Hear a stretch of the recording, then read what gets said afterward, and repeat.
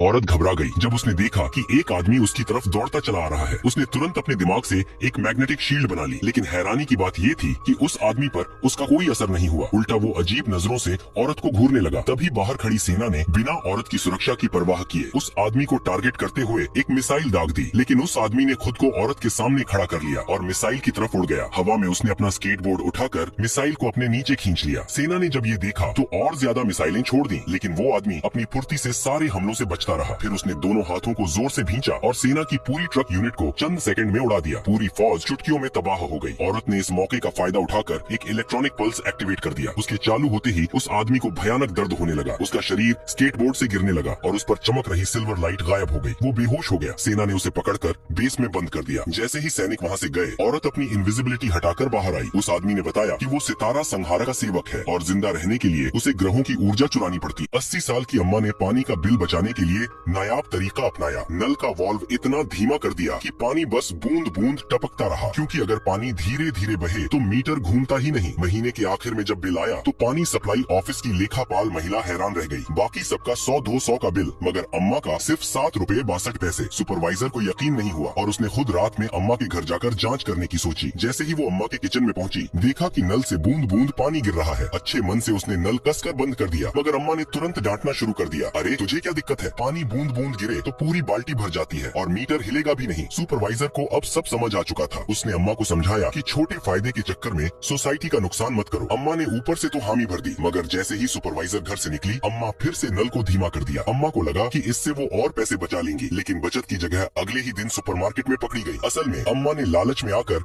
वहाँ से एक स्टील का थर्मस उठा लिया और गार्ड ने उन्हें चोरी करते रंगे हाथ पकड़ लिया। स्टार भैया को अपने दुश्मन से जान बचानी थी, तो वो सीधा जाकर पानी के बड़े ड्रम में घुस गए। अगले ही पल रॉ टोपी और उसका चमचा वहाँ प्रकट हो जाते हैं। कमरे में कोई नजर नहीं आता, लेकिन फर्श पर पानी देखकर रॉ टोपी का माथा ठनकता है। तभी उसकी नजर जाती है उस ड्रम में लगी पानी की पाइप पर। चमचा आगे बढ़ता है उसे चेक करने, मगर रॉ टोपी उसे रोकता है। उसके दिमाग में कुछ शैतानी चल रही थी। वो एक बीड़ी जलाता है और हंसते हुए पाइप में डाल देता है, लेकिन अंदर छुपे स्टार भैया उसे जोर से फूंक मारकर बाहर उड़ा देते हैं। रॉ टोपी कहाँ मानने वाला था। अब उसने चमचे से 2 और बीड़ी ली, फिर से पाइप में डाल दी और फिर वही नतीजा। अब तो रॉ टोपी को गुस्सा आ गया। उसने एक मेंढक उठाया और ठूंस दिया पाइप में, फिर खुद पाइप को मुंह से पकड़ा और फूंक मारनी शुरू कर दी ताकि अंदर वाला कुछ कर ही न पाए। स्टार भैया मजबूर होकर पानी के ड्रम से बाहर निकलते हैं और उस मेंढक को उल्टी दिशा में इतनी जोर से फूंकते हैं कि सीधा रॉ टोपी के पेट में जा घुसता है। फिर क्या, स्टार भैया ने एक शानदार किक मारी और वहाँ से भाग निकले। खिड़की से छलांग मारी, पर अफसोस खिड़की के बाहर था एक ढलान। वो लुढ़कते लुढ़कते पूरा गोल घूमते हुए नीचे आ गिरे। आखिर में एक ट्रैक्टर आते आते रुकता है और शुक्र है ड्राइवर ने वक्त पर ब्रेक मार दिए, वरना स्टार भैया बन जाते मानव पकौड़ा। एक आदमी सड़क किनारे शीशे में खुद को देख रहा था, लेकिन जैसे ही उसने अपना चेहरा देखा वो हैरान रह गया। वो एक छोटे बच्चे में बदल चुका था। उसे यकीन नहीं हुआ तो वो जल्दी से एक बड़े शीशे के सामने गया और देखा कि वाकई उसका शरीर छोटा हो गया है। उत्सुकता में उसने शीशे के सामने पैर हिलाया और शीशे में खड़ा बच्चा भी वही हरकत करने लगा। तभी वहाँ से गुजर रही एक खूबसूरत लड़की ने उसे देखा और सोचा कि ये आदमी अजीब हरकत कर रहा है, लेकिन जैसे ही उसने खुद को शीशे में देखा वो भी चौंक गई। वो एक छोटे से बच्चे में बदल गई थी। अब लड़की भी मस्ती में कूदने लगी। कुछ ही पलों में 2 अफ्रीकी दोस्त भी वहाँ आए और शीशे में अपने छोटे रूप को देखकर उनकी डांसिंग स्पिरिट जाग उठी। उनके पीछे एक बुजुर्ग आदमी भी आया, लेकिन मजेदार बात ये थी कि शीशे में उसका छोटा रूप मूंछों और सफेद बालों के साथ दिख रहा था। वहीं पास खड़ी एक उम्रदराज महिला को जैसे ही शीशे में खुद का प्रतिबिंब दिखा वो छोटे गंजे बच्चे में बदल गई। अब तो मजा ही आ गया। हर कोई अजीब अजीब हरकतें करने लगा, नाचने कूदने लगा। इस अजीबो गरीब नजारे ने सबको बचपन की याद दिला दी। पूरे 1.5 साल तक लोग बिना रुके डांस करते रहे। तभी वहाँ स्पाइडरमैन भी आ पहुंचा। उसने जैसे ही शीशे में खुद को एक मासूम क्यूट बच्चे के रूप में देखा, वो खुद को पोज देने से रोक ही नहीं पाया। इतना मस्त हो गया कि उसे भूल ही गया कि उसे दुनिया बचाने जाना था। अब सवाल ये है, अगर तुम्हें भी वापस बच्चे बनने का मौका मिले तो तुम कितनी उम्र में लौटना चाहोगे?